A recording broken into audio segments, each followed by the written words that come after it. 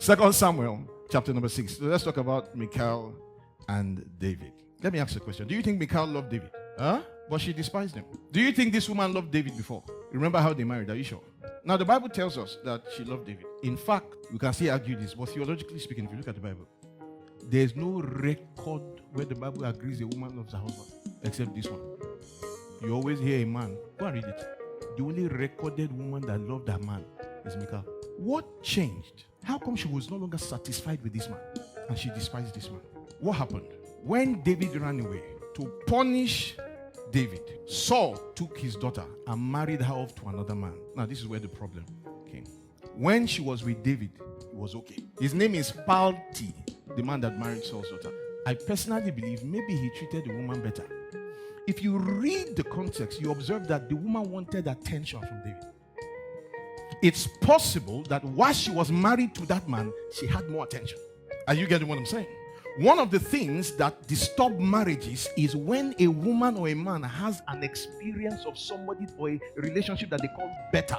For instance, if a woman is working somewhere and then she sees the way a man talks to his wife that her husband doesn't do, are you getting what I'm saying?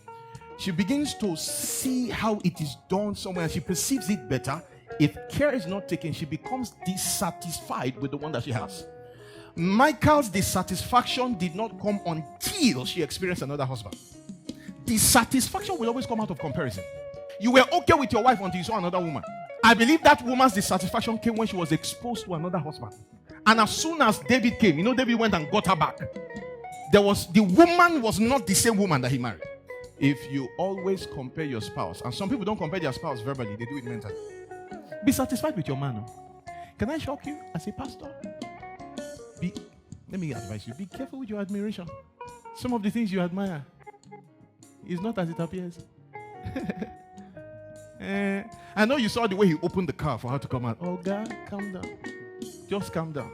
Say you're opening your own. Thank God for hands that you open it and enter. Have you heard this saying that is so true? It's not in the Bible, but all that glitters. Really, you're not good. You will be shocked that you have a better one. And one thing I've observed as a married person, you must be very careful with admiration. Give it a boundary. Admiration is powerful. Don't admire somebody too much. I'm talking of the opposite sex. I'm serious. Once you observe that this thing has crossed this boundary of admiration, I'm not admiring this person again. Have you observed that satisfaction, two things, sorry to say, is a myth and a choice?